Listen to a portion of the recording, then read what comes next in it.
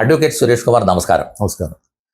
കഴിഞ്ഞ ഒരാഴ്ചയായി നമ്മുടെ മാധ്യമങ്ങളിൽ നിറഞ്ഞു നിൽക്കുന്ന ഒരു സംഭവമാണ് നമ്മുടെ മുൻ കരസേനാ മേധാവി ജനറൽ എം നരവണേയുടെ പുസ്തകവും അതിനെ ചുറ്റിപ്പറ്റി നമ്മുടെ പ്രതിപക്ഷ നേതാവ് രാഹുൽ ഗാന്ധി പാർലമെൻറ്റിൽ നടത്തിയ വിവാദങ്ങളും.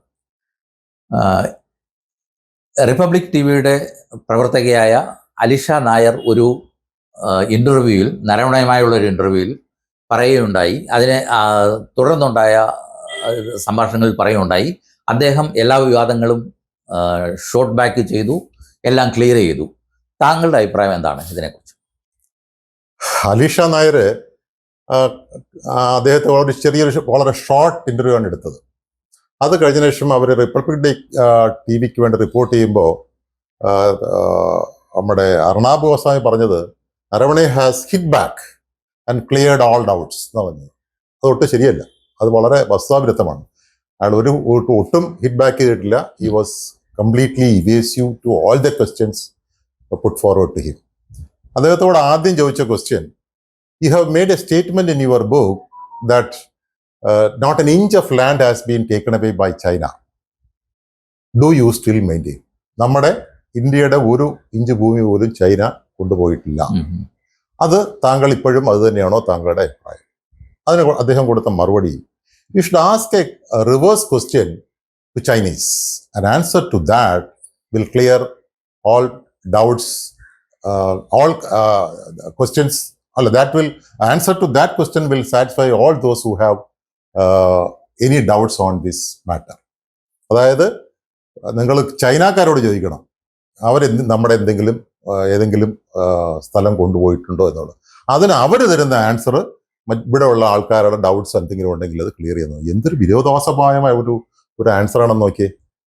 അയാളുടെ ഒറ്റ കാര്യമേ പറയുള്ളൂ, ഉണ്ടോ ഇല്ലയോ, നമ്മുടെ ഏതെങ്കിലും ഒരു ലാൻഡ്, 1 ഇഞ്ച് ലാൻഡ് ചൈനക്കാർ കൊണ്ടുപോയോ ഇല്ലയോ എന്ന് മാത്രം പറഞ്ഞാൽ ഉണ്ട് അല്ലെങ്കിൽ ഇല്ല. One word answer would have been enough. അതിനാണ് ഇയാളിങ്ങനെ ഈ ബീറ്റിംഗ് അബൌട്ട് ദ ബുഷ് ആയിട്ട് കാണിച്ചത്.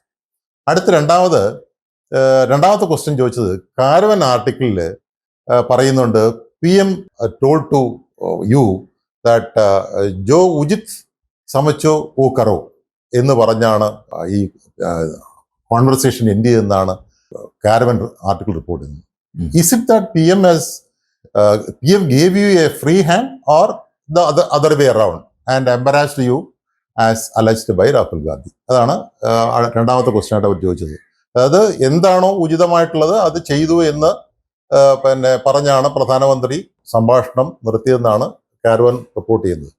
അത് താങ്കൾക്ക് തന്ന ഒരു ഫ്രീ ഹാൻഡായിട്ടാണോ താങ്കൾ എന്നെ കണ്ടത്, അതോ താങ്കളെ ഒരു വിഷമവൃത്തത്തിലാക്കിയതായിട്ടാണോ താങ്കൾ അത് കണ്ടത് എന്നാണ് അവർ ചോദിച്ചത്. രാജീവ് ഗാന്ധി പറയുന്നത് പോലെ അതിൻ്റെ ആൻസർ അദ്ദേഹം കൊടുക്കുന്നത്, we should not take cognizance of articles quoting unnamed sources for their own political inferences and decide on what is right and what is wrong. Let it be for the time being. As and when things get clearer, we discuss on in detail. എന്നാണ് അടുത്ത വേറൊരു stupid ആൻസറാണ്. അതായത് നമ്മൾ unnamed ആയിട്ട് അറിയപ്പെടാത്ത ഒരു സോഴ്സിൽ നിന്ന് കോട്ട് ചെയ്തതിനെ കുറിച്ച് നമ്മൾ സംസാരിക്കേണ്ട കാര്യമില്ല. അതങ്ങനെ നിൽക്കട്ടെ. അതിനെക്കുറിച്ച് കൂടുതൽ കാര്യങ്ങൾ പുറത്തു വരുമ്പോൾ നമുക്ക് ഇൻ ഡീറ്റെയിൽ സംസാരിക്കാമെന്നാണ് അദ്ദേഹം പറഞ്ഞു വെച്ചത്. അടുത്ത മൂന്നാമത്തെ ക്വസ്റ്റ്യൻ പറയുന്നത്, Rahul Gandhi has said that in your unpublished book, you allege that you felt really alone as the Modi government did not give clear instructions in Galwan. ഗാൽവാനെ കുറിച്ച് രാജീവ് ഗാന്ധി പറയുന്നു, പ്രൈം മിനിസ്റ്റർ നിങ്ങൾക്ക് ഒരു ക്ലിയർ ആയിട്ടുള്ള instruction തന്നില്ല എന്നാണ് അദ്ദേഹത്തോട് ചോദിച്ചത്. അപ്പം അതിന് കൊടുത്ത വേറൊരു stupid answer, anybody can say anything and I am not obliged to respond to that and it is not my concern. ഇത് അദ്ദേഹത്തിന് അങ്ങനെ അഭിപ്രായം അദ്ദേഹം ആ ബുക്കിൽ പറഞ്ഞിട്ടില്ല എങ്കിൽ അദ്ദേഹം കൗണ്ടർ ചെയ്യണ്ടേ? അഫ്കോഴ്സ് രാജീവ് ഗാന്ധിക്ക്, രാഹുൽ ഗാന്ധിക്ക് പാർലമെന്റിൽ പറഞ്ഞതിന് ഇമ്മ്യൂണിറ്റി ഉണ്ട്. പക്ഷേ അതിന്റെ ബേസിൽ നമുക്ക് അത് റിബട്ട് ചെയ്യാനുള്ള അധികാരം അദ്ദേഹത്തിനുണ്ട്. അത് ചെയ്തിട്ടില്ല. അത് കഴിഞ്ഞിട്ട് അവസാനമായിട്ട് ആ കൂട്ടി ചോദിച്ചത്, ആർ യു ബീങ് മിസ്കോട്ടഡ് എന്നാണ്. നിങ്ങളെ തെറ്റായി കോട്ട് ചെയ്തിട്ടുണ്ടോ എന്നാണ് ആ കുട്ടി ചോദിച്ചത്. അതിന് അദ്ദേഹം കൊടുത്ത മറുപടി അതിലും വിചിത്രമാണ്. We should not live in the past, we should look ahead and go into the future. I have written a new book called Murder Mystery as a sequel to this, and let us move on and not dwell in the past. നമ്മുടെ പഴയ ഇതിലോട്ട് പോകേണ്ട കാര്യമില്ല, നമ്മൾ നമ്മുടെ പഴമയിൽ നമുക്ക് ജീവിക്കേണ്ട. ഞാനൊരു പുതിയ ബുക്ക് എഴുതിയിട്ടുണ്ട്, അതിനെക്കുറിച്ച് നമുക്ക് സംസാരിക്കാം ഇതുമായിട്ട് ബന്ധപ്പെട്ട്. ഇതാണോ ആൻസർ കൊടുക്കേണ്ടത്? ഇത് മിസ്കോട്ട് ചെയ്തോ ഇല്ലയോ എന്ന് പറയണം. ഈ അദ്ദേഹം പറയുന്നത് ഈ അദ്ദേഹത്തിനെ തലയിൽ വെച്ചു എന്നാണ് അദ്ദേഹം പറയുന്നത്. അതല്ല അതെനിക്ക് തന്നെ ഒരു റെഗനിഷാണ്. എനിക്ക് എന്നിലെ വിശ്വാസം അർപ്പിച്ചുകൊണ്ട് എന്താണോ എനിക്ക് ശരിയെന്ന് തോന്നാൻ പറഞ്ഞത് അത് ഞാനൊരു ക്രെഡിറ്റായിട്ട് കാണുന്നു. അതല്ലെങ്കിൽ എനിക്കത് എനിക്കൊരു പ്രശ്നം ഉണ്ടാക്കി തന്നിട്ടാണ് അദ്ദേഹം നിർത്തിയെന്ന് എസ് ഓർ നോ ഇത് പറയേണ്ട കാര്യമല്ലേ ഉള്ളൂ. അതും അദ്ദേഹം പറയുന്നില്ല. അപ്പൊ ഇതാണ് ആ കുട്ടിയോട് കൊടുത്ത ഇന്റർവ്യൂവും ആ കുട്ടിയുടെ ചോദ്യങ്ങളും ആൻസറും. ഇതിൽ ഒരിടത്തും തന്നെ അദ്ദേഹം അൺഇക്വക്കലായിട്ട് ഇത് ഇല്ല എന്ന് പറയുന്നില്ല. ഈ പറഞ്ഞ സ്റ്റേറ്റ്മെന്റ്സ് രാഹുൽ ഗാന്ധി പറഞ്ഞ സ്റ്റേറ്റ്മെന്റ്സ് ഒന്നും തെറ്റാണെന്ന് അദ്ദേഹം പറയുന്നില്ല. പിന്നെ എവിടെയാണ് ഹിറ്റ് ബാക്ക് ആകുന്നത്? ഇപ്പോഴും ആ matters still in the air എന്നാണ് എൻ്റെ അഭിപ്രായം. സുരേഷ് സാർ, എനിക്ക് ഇത്തരുണത്തിൽ ചോദിക്കാനുള്ളത്, കഴിഞ്ഞ എൻ്റെ 30 വർഷക്കാലത്തെ പരിചയം വെച്ചിട്ട് ഓപ്പറേഷൻ ബ്രാസ് ടാക്സ് ആയിക്കൊള്ളട്ടെ, ഓപ്പറേഷൻ കാർഗിൽ ആയിക്കൊള്ളട്ടെ, പവൻ ആയിക്കൊള്ളട്ടെ, അല്ലെങ്കിൽ പരാക്രം ആയിക്കോട്ടെ, ഈ സമയങ്ങളിലെല്ലാം നമ്മുടെ മിലിറ്ററി ബോസുകളുടെ ഒരു പ്രധാന പരാതി നമ്മുടെ പൊളിറ്റിക്കൽ വിൽ, നേതാക്കളുടെ വിൽ ആവശ്യത്തിന് ഇല്ലാത്തതുകൊണ്ട് നമുക്ക് തീരുമാനങ്ങൾ എടുക്കാൻ താമസിച്ചു, അതുകൊണ്ട് നമുക്ക് വേണ്ട രീതിയിലുള്ള പ്രതിക്രിയ ചെയ്യാൻ കഴിഞ്ഞില്ല എന്നുള്ളതായിരുന്നു എപ്പോഴും പരാതി. ഇപ്പം അത് മാറി ഇപ്പോഴത്തെ പൊളിറ്റിക്കൽ ഹൗസ് പറയുന്നു ആപ്പോ ജോ ഉചിത് സംച ഓ കരോ എന്ന് പറഞ്ഞിട്ട് നമുക്കത് ചെയ്യാൻ ഇപ്പം അതിനെക്കുറിച്ച് വീണ്ടും പരാതി പറയുകയാണ്. അത് എത്രത്തോളം ശരിയാണ് സാറിൻ്റെ അഭിപ്രായത്തിൽ? പ്രേം, അത് നല്ലൊരു ക്വസ്റ്റ്യനാണ്. അതായത് what else he expects from A boss like this. അതായത് എന്താണോ ഉചിതമായിട്ടുള്ള ചെയ്യാൻ പറയുമ്പോൾ അതല്ലാതെ പുള്ളി വേറെ എന്താണ് ഉദ്ദേശിക്കുന്നത്? നിങ്ങൾ ആദ്യം കുറച്ച് ടാങ്ക് ഫയർ ചെയ്യൂ, അത് കഴിയുമ്പോൾ ആർട്ടിലറി ഒരു പിറകെ നിന്ന് നിങ്ങൾക്ക് സപ്പോർട്ട് തരും, ഞാൻ എയർഫോഴ്സിൻ്റെ അടുത്ത് പറയാം, അവിടെ നിന്ന് നിങ്ങൾക്ക് ഒരു കവർ തരാൻ പറയാം. ഇങ്ങനെയൊക്കെയാണോ ഒരു പ്രൈം മിനിസ്റ്റർ കൊടുക്കേണ്ട ഇൻസ്ട്രക്ഷൻ? അത് പുള്ളിയുടെ ജോലിയല്ലല്ലോ. അല്ലല്ലോ. അത് അങ്ങനെയാണെങ്കിൽ കുറച്ച് കമ്പനി കമാൻഡേഴ്സിനെ നമ്മുടെ പോസ്റ്റുകളിലൊക്കെ നിർത്തിയിട്ട് ഇവിടെ നിന്ന് ഓരോന്നും പറഞ്ഞാൽ പോരെ? നീ അത് ചെയ്യേ, നീ ഇത് ചെയ്യുന്ന പറഞ്ഞാൽ പോരെ? Why should we have A battery off senior people? ഇവർക്ക് ഇത്രയും വല്ല കംഫർട്ട്സ് കൊടുത്ത് നേഷൻ മെയിൻറ്റെയിൻ ചെയ്യുന്നതിന് വേണ്ടിയിട്ടാണ്, ഡിസിഷൻ എടുക്കാൻ വേണ്ടിയിട്ടാണ്. ഡിസിഷൻ എടുക്കുക എന്ന് പറഞ്ഞാണ് ഹയർ ഇതിലുള്ള ഓഫീസേഴ്സ് ചെയ്യേണ്ടത്. അതിന് പകരം അദ്ദേഹം എന്നെ വിളിച്ചിട്ട് എന്ത് ഇഷ്ടമുള്ളത് ചെയ്യാൻ പറഞ്ഞെന്ന് പറഞ്ഞാൽ ഞാൻ in fact I was talking to a very senior official, retired official from the military, and actually he was would have become a general. അത്രയും സീനിയർ ആയിട്ടുള്ള എൻ്റെ അടുത്ത പരിചയമുള്ള ഒരാളുമായിട്ട്, ഒരു ഓഫീസറോട് ഞാൻ സംസാരിച്ചപ്പോൾ അദ്ദേഹം പറഞ്ഞത്, ഞാനായിരുന്നുവെങ്കിൽ ഞാനിത് ഇതിനു വേണ്ടി ഈ ഇൻസ്ട്രക്ഷന് വേണ്ടി കാത്തുപോലും നിൽക്കില്ല. ഞാൻ ആദ്യം ചെയ്യും, ഞാൻ ഫയർ ചെയ്യും, ചെയ്തിട്ട് പിന്നെ റിപ്പോർട്ട് ചെയ്യും. അതാണ് ഒരു ജനറൽ ചെയ്യേണ്ടത്. അതാണ് ഒരു നേതാവ്, ഒരു ലീഡറുടെ ക്വാളിറ്റി. അല്ലാതെ കരഞ്ഞു വിളിച്ച് ഇവിടെ അവൻ വന്ന് നിൽക്കുന്നു, ഞാൻ എന്ത് ചെയ്യണം സാർ എന്നല്ല ചോദിക്കേണ്ടത്. ഇത് ഉചിതമായ റിപ്പോർട്ട്, അത് തെറ്റിപ്പോകുമ്പോഴത്തേക്ക് അത്രയും അങ്ങനെ തെറ്റുകളെ ക്ഷമിക്കാൻ പറ്റിയ ഒരു നേതൃത്വമാണ് നമുക്കുള്ളത്, പൊളിറ്റിക്കൽ നേതൃത്വമാണ് നമുക്കുള്ളത്. നമ്മുടെ ചന്ദ്രയാൻ മിഷൻ ഫെയിലായപ്പോഴത്തേക്ക് അതിന്റെ ചെയർമാനെ കെട്ടിപ്പിടിച്ച പ്രധാനമന്ത്രിയാണ്, കെട്ടിപ്പിടിച്ച് ആശ്വസിച്ച പ്രധാനമന്ത്രിയാണ് നമുക്കുള്ളത്. അങ്ങനെയുള്ള പ്രധാനമന്ത്രി ഉള്ളപ്പോൾ എന്തിന് ഇയാൾ അത് അമാന്തിക്കണം, ആക്ഷൻ എടുക്കാട്ട്? അത് തീർച്ചയായിട്ടും അയാളുടെ വീക്ക്നെസ് ആണ് കാണിക്കുന്നത്. അത് അദ്ദേഹത്തിന് CDS കൊടുക്കാത്തതിന്റെ കാരണം ഇതെന്ന് വ്യക്തമാണ്. He is not eligible for that. Suresh സാറേ, ഈ അവസരത്തിൽ എനിക്ക് ചോദിക്കാനുള്ളത്, ഇതൊരു പ്രതിരോധ വകുപ്പിൻ്റെ സബ്ജക്റ്റാണ്. ഇങ്ങനൊരു സബ്ജക്റ്റ് അതല്ലെങ്കിൽ ഏതെങ്കിലും മിനിസ്റ്ററുടെ ആയിക്കൊള്ളട്ടെ, ഏതെങ്കിലും ഒരു ഡൗട്ടോ അല്ലെങ്കിൽ ആൻസർ ആവശ്യമുണ്ടെങ്കിൽ സാധാരണ ഇത് പാർലമെൻ്ററി ക്വസ്റ്റ്യൻസ് അതാത് ഡിപ്പാർട്ട്മെൻറ്റിലായിരിക്കും. ഞാനും ഹെഡ്ക്വാർട്ടേഴ്സിൽ വർക്ക് ചെയ്തിട്ടുണ്ട്. അവിടെ വരുന്ന പാർലമെൻ്ററി ക്വസ്റ്റ്യൻസ് 16 മണിക്കൂറിനുള്ളിൽ രാത്രി ഉറക്കമുളച്ചിരുന്ന് നമ്മൾ പ്രിപ്പയർ ചെയ്ത് അയച്ചു കൊടുക്കുകയും അടുത്ത ദിവസം രാവിലെ അത് പാർലമെൻറ്റിൽ അതിൻ്റെ ആൻസർ പറയുകയും ചെയ്യുന്ന ഒരു സംവിധാനം നമുക്ക് ഉണ്ട്. അങ്ങനെ ഇരിക്കെ നമ്മുടെ leader of opposition Shri Rahul Gandhi ഇങ്ങനൊരു സംഭവം, നാഷണൽ സെക്യൂരിറ്റിയെ ബാധിക്കുന്ന ഒരു സംഭവം ഒക്കെ എടുത്ത് സഭയിൽ ഇത് വിവാദമാക്കുകയും നമ്മുടെ അന്തർദേശീയമായിട്ടുള്ള നമ്മുടെ പ്രതിച്ഛായയ്ക്ക് വളരെ കോട്ടം തട്ടുന്ന രീതിയിൽ സംസാരിച്ച് ഇത് വഷളാക്കുകയും ചെയ്തതിനെക്കുറിച്ച് താങ്കളുടെ അഭിപ്രായം എന്താണ്? പ്രേം, ഇത് അങ്ങനെ ഒരു ജെന്യൂൻ ആയിട്ടുള്ള കേസിലാണ് അങ്ങനെ ചെയ്യേണ്ടത്. ഒരു ജെന്യൂൻ ആയിട്ടുള്ള ഒരു ഇഷ്യൂ ഉണ്ടെങ്കിൽ അതിങ്ങനെ പാർലമെന്റിൽ അവതരിപ്പിക്കുകയും അതിനൊക്കെ ഇനിയിപ്പോൾ പാർലമെന്റ് അവതരിപ്പിക്കാതെ തന്നെ LOP എന്നുള്ള നിലയ്ക്ക് അദ്ദേഹത്തിന് ഒരുപാട് പ്രിവിലേജസ് ഉണ്ട്. മിനിസ്റ്റർ ഓഫ് ഡിഫൻസുമായിട്ടോ അല്ലെങ്കിൽ ഈവൻ പ്രൈം മിനിസ്റ്റേഴ്സ് ഓഫീസുമായിട്ടോ ആരടുത്ത് വേണമെങ്കിൽ പുള്ളിക്കാര്യത്തെ കുറിച്ച് ഡിസ്കസ് ചെയ്യാം. അതൊക്കെ ചെയ്യാം. പക്ഷെ ഇതല്ലല്ലോ, ജെന്യൂൻ അല്ലല്ലോ. ഇത് ആർട്ടിഫിഷ്യലി ക്രിയേറ്റഡ് ആയിട്ടുള്ള ഒരു ഇഷ്യൂ അല്ലേ? ഇതൊരു കോൺസ്പിറസിയുടെ ഭാഗമായിട്ട് ഉണ്ടാക്കിയെടുത്ത സംഭവമല്ലേ അത്? അപ്പൊ അതുകൊണ്ട് അതിന് അങ്ങനെ വരുള്ളൂ. അദ്ദേഹത്തിന്റെ ഒരു ഇപ്പോഴത്തെ ഈ അടുത്ത കാലത്തല്ല, അതുകൊണ്ട് തന്നെയുള്ള ഒരു രീതി എന്ന് പറയുന്നത് നമ്മുടെ ഇൻസ്റ്റിറ്റ്യൂഷനെയൊക്കെ ടാർണിഷ് ചെയ്യുക എന്നുള്ളതാണ്. അപ്പൊ അതിന്റെ ഭാഗമായിട്ടാണ് ഇത്. നമ്മുടെ ഇലക്ഷൻ കമ്മീഷനെ ടാർണിഷ് ചെയ്യുക, സുപ്രീം കോടതിയെ ടാർണിഷ് ചെയ്യുക, അങ്ങനെ എല്ലാ കോൺസ്റ്റിറ്റ്യൂഷണൽ ബോഡീസിനെയും ടാർണിഷ് ചെയ്യുന്നതിന്റെ ഭാഗമായിട്ടാണ് ഇപ്പൊ അവസാനമായിട്ട് പാർലമെന്റ് മിലിറ്ററിയും ടാർണിഷ് ചെയ്യുന്ന, അതിലൂടെ പ്രൈം മിനിസ്റ്ററെയും ടാർണിഷ് ചെയ്യാനുള്ള ശ്രമമുണ്ട്. അതുകൊണ്ട് അതിനകത്തൊരു കഴമ്പില്ല. പിന്നെ ഇതൊരു വളരെ കാൽക്കുലേറ്റഡ് ആയിട്ട് ചെയ്തിട്ടുള്ള കാര്യമാണ്. എന്താ വെച്ചാല് ഈ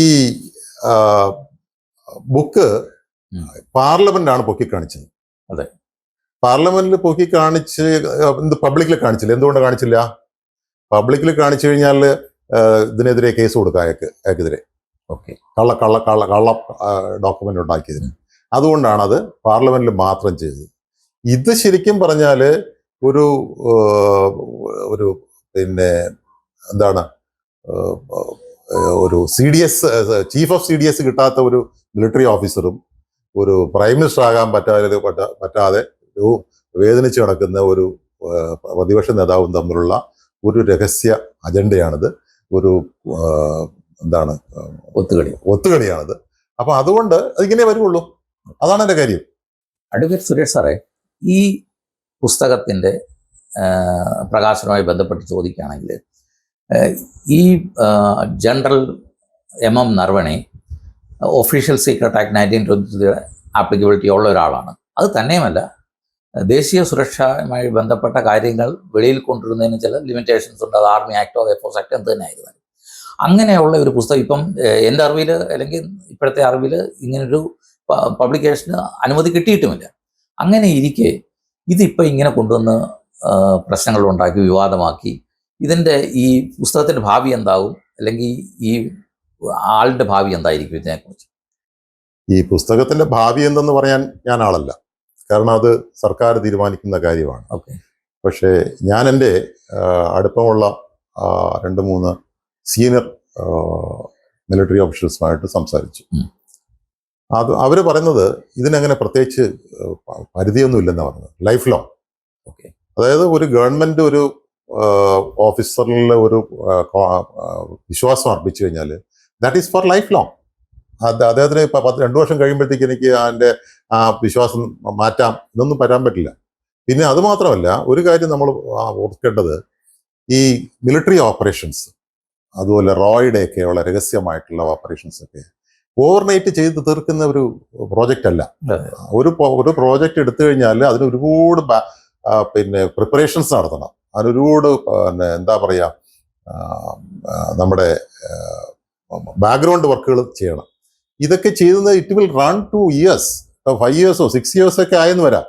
അപ്പോൾ 3 വർഷം കഴിയുമ്പോഴത്തേക്ക്, ഈ 3 വർഷം ഇയാൾ റിട്ടയർ ചെയ്യുമ്പോഴത്തേക്ക് ചെയ്തിട്ട് 3 വർഷം കഴിയുമ്പോൾ റിവീൽ ചെയ്യുകയാണെങ്കിൽ ആ പ്രോജക്റ്റ് ലൈവാണ്.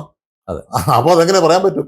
സോ ഇവർക്ക് ഇവിടെ ഒഫീഷ്യൽ സീക്രസി ആക്ട് അങ്ങനെ ഒരു, ഇവർക്ക് മിലിറ്ററിയെ സംബന്ധിച്ചോളം ലൈഫ് ലോങ് ആണ്. And you may be knowing better, 1950 military act പ്രകാരം ഇവരെ തിരിച്ചു വിളിച്ച് കോർട്ട് മാർഷൽ ചെയ്യാനുള്ള അധികാരമുണ്ട് സർക്കാരിന്. ഇദ്ദേഹത്തിന്റെ പെൻഷൻ തടഞ്ഞു വയ്ക്കാം, ഇദ്ദേഹത്തിന്റെ റാങ്കുകളെല്ലാം ഇല്ലാതാക്കാം, ഇതൊക്കെ ചെയ്യാന്നുള്ള പ്രൊവിഷൻ ഉണ്ട്. വളരെ സീരിയസ് ഇഷ്യൂ ആണ്. ഇതിനകത്ത് ഒരു വളരെ 2-3 ഇഷ്യൂസ് ആണുള്ളത്. ഒന്ന്, ഈ ബുക്കിന് പെർമിഷൻ കിട്ടിയിട്ടുണ്ടോ ഇല്ലയോ എന്നുള്ളത്. കിട്ടിയിട്ടില്ല എന്നുള്ളതാണ് ഇതുവരെയുള്ള പുറത്തു വന്നിട്ടുള്ള ഇൻഫർമേഷൻ നമ്മൾ മനസ്സിലാക്കുന്നത്. ഈ അങ്ങനെ കിട്ടാത്ത ഒരു ബുക്കിന്റെ മാനുസ്ക്രിപ്റ്റ് എങ്ങനെയാണ് ഇത് പെൻഗ്വിൻ്റെ കയ്യിലെത്തിയത്? അപ്പൊ ആ പെൻഗ്വിൻ്റെ കയ്യിൽ ഇദ്ദേഹം കൊടുത്തായിരിക്കണമല്ലോ. അപ്പൊ ഇദ്ദേഹം കൊടുക്കുന്നത് ഒന്നുകിൽ അറിഞ്ഞുകൊണ്ട് കൊടുക്കുക, ഇതിന്റെ റിപ്പർക്കഷൻസ് അറിഞ്ഞുകൊണ്ട്, അതല്ലെങ്കിൽ അറിയാതെ കൊടുക്കുക.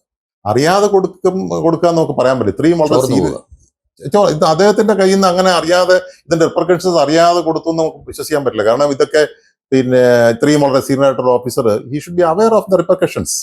അപ്പൊ അതുകൊണ്ട് അതല്ല, അപ്പൊ അദ്ദേഹം അറിഞ്ഞുകൊണ്ട് തന്നെ കൊടുത്തിരിക്കുന്നതാണ്.